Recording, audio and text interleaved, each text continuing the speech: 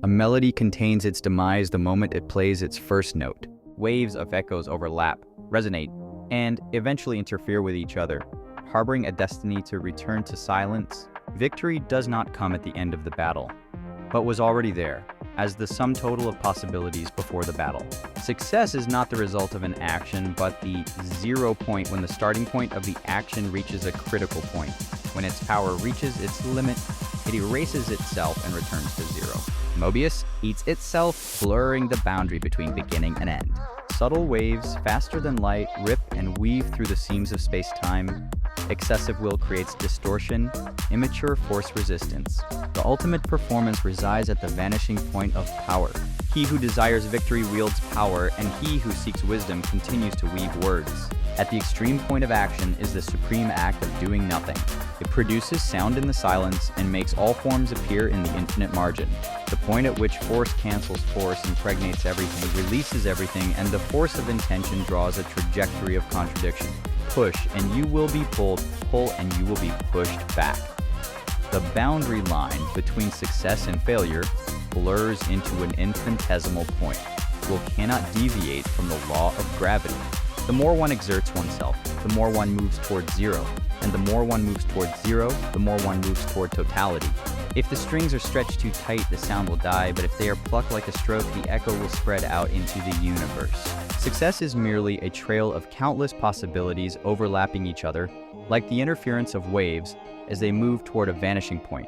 Once measured, it no longer casts a static shadow in the name of results and is detached from the dynamic truth. The essence of the power to perform lies not in the decisive moment, but rather in the indeterminate oscillation. The 0 point is not nothingness, but an omnipresent critical point, where all choices are latent and where the silence of the universe dwells, where the wave function has not yet collapsed. The boundary between winners and losers is also filled only with power as pure energy. It is as if the strings have not yet sounded, as if the brush has not yet touched the paper. It is not the end of the action, but the minute ubiquity that guides the action. The performance is not the result, but the constant variation of the process. It only truly shines when consciousness transcends the self, or when existence forgets the self. The heartbeat that echoes in a serene place is the blink of a performance. Opening the omen of annihilation, it slips down to 0 and leaks to 0. Those who try to solve the equation of victory are entangled in the web of cause and effect. He who controls is controlled, and he who gains is headed for loss. When the wave reaches its peak, silence lurks. When the storm rages most fiercely, the wind embraces silence for a moment. The ultimate in power is in fact inseparable from powerlessness, and therefore true success is only possible on a trajectory that approaches 0 without limit. Grasping dismantles the equation leading to 0. By reaching nothingness, one conquers everything, and by knowing 0, one plays everything. It is only at the weightless coordinates that perfect harmony is achieved. It is the end and the starting point, the emptiness and the omnipotent power, and only there does everything resonate its original sound. The exercise of power has already deviated from the performance and has moved away from the 0 point. It is the breakdown of the continuous present, and at its final point, power finally exhausts itself, like a thermal death that returns to the minimum at the end of increasing entropy, or like the transcendence of consciousness that sinks into the realm of pure unconsciousness. All movement leads itself to motionlessness, and all creation reveals its true nature in the realm of non-being.